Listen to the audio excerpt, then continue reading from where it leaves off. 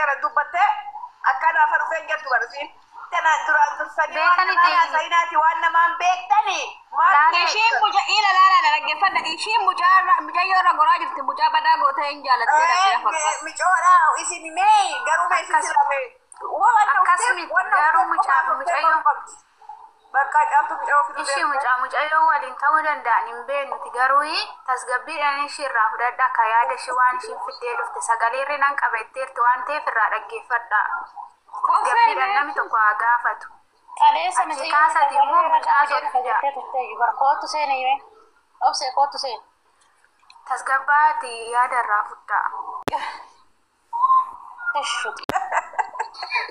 Sudura buduna nu jette no wae buduna ko masukne. Ko bi yemi ambono. Mo bucana. Ishi gadi basa yo ko nu tibar panu ishi birro jinyatte me ishi birri ishi amma barno mucaca nu tibar panu. Rafu ishi njur no to biya jefti ni torgen njur amma kashin njur torgen kena tete. Rabba fani funyani diga sana basu namni def kana manya to suman kakabu. Ulaan isaanii dhaabachuu hariiduu ilmaan sharoota amin rabbi ilmaan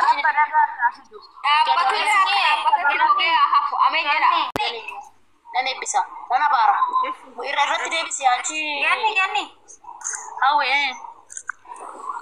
ara ijoollee maaloo maatirraa gadi bu'aa dhugaa waaqa jechuun bakka mucayyoon finna waan ta'eef dhiisaa okkee nus mucayyittee kaleessan dubbiseera keessan haadha birrii baatu fidaa gaa fidaa isin jenne maaliif jajjuu eessa ka fidan tiiji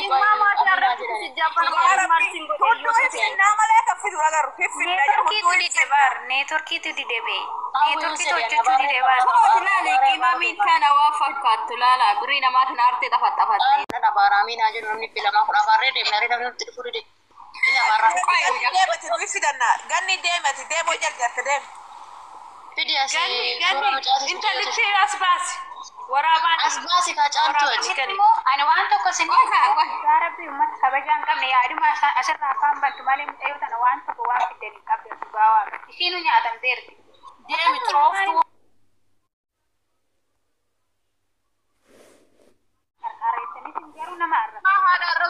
Jamar kami tigis ti angga fadam ya. Kabajaan garab bi mucara beri kanyata mucayo miti. Dura bara abba beri nyat.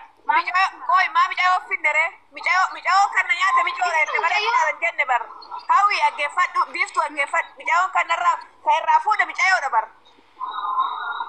Iko mucayo le rafute mucati kenni. Micayo to sitti beri nyata male mucayo kenni je kalesa uferatin kenni neje. Yo kan jitu ini amane nyoy kare sincera nama tani qabdan kun fidi micayo fida micayo akini gecha bilbila sagale marabati fida indes rakon kesan dubbisni numatu wadana numatu wara biyaatu ante engada jambar engada singenne metilal engada singenne bar ate engada nurafu to bar engada nan dubbadda numatu wadana afutta okera raga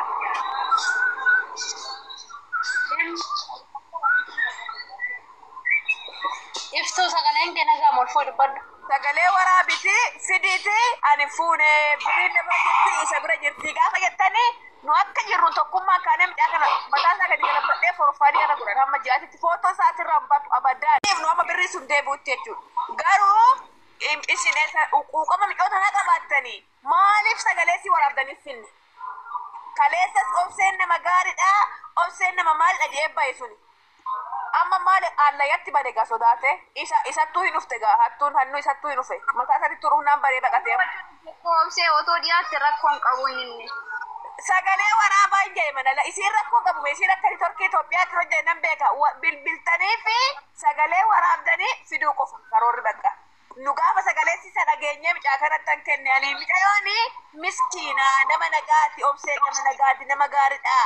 obseeni kan je kalesa baysun eessa dhaqem ani raga fide jira daqiiqa kudhanii ol sagale obse sagale micayyo fide jira sagale mucaatillee fide bar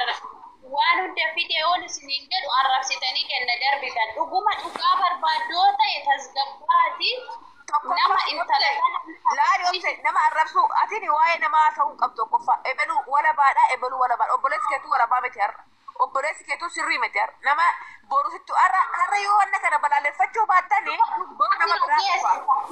jechuun gaafa dhugaa argine hundi keenya isa dubbachuu dandeenya garuu ani waan beekurraa waan ragaa qaburraa isin jedhe gin nama arrabsu kun muddaminaati baasi mee ugaasa fidi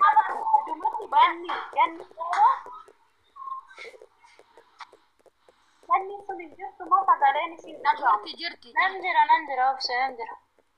dhugaa barbaaddu miti haadha birrii na jala hani badde jettu kanaafillee haqa barbaaddu moo qoosaa yookiin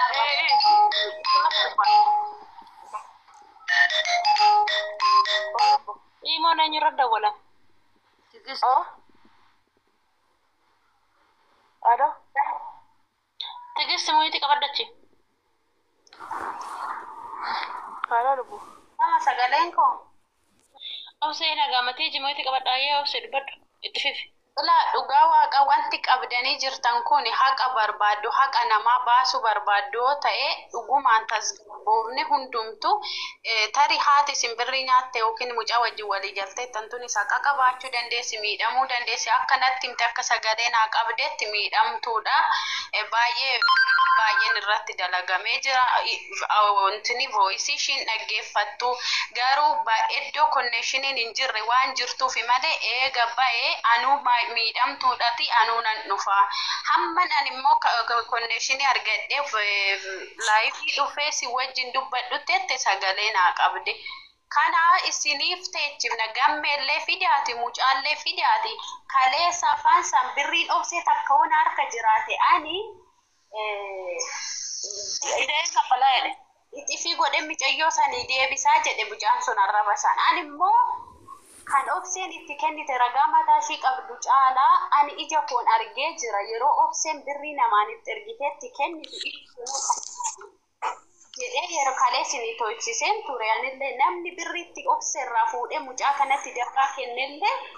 ragaa ba'uu danda'a innillee kun Itoophiyaa jira innillee gaafa Dubaatti deebi'e nama ragaa ba'uu danda'udha garuu amma sanatti yoo voisiin obsee gahaa ta'e ni dhaggeessu yoo gahaan taane obseen immoo gaafa konneekshiniin dalaguuf itti dhufee isin wajjin ta'uu dandeessu hammuma kana taanuma dhugaa barbaaddoo ta'e fuudha kanaaf gammee fida irra guddaa gammeen barbaada gammee mucichallee fida yoo sharme gammeen qama dhufuudha jechuudha sagalee gammee reesseerii durati gammee gaafatama ani jechuudha yoo sagalee keessa miti as voice hin dandeessa amma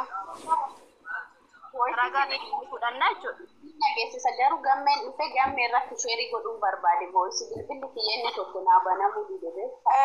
amma inni ufuttuu hin banin ati si jammar obse ishee okay haa dhufuuti mucaan isaa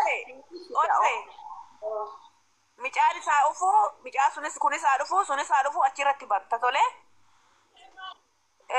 maqaa kee dhaaltu sanallee fida dhaaltu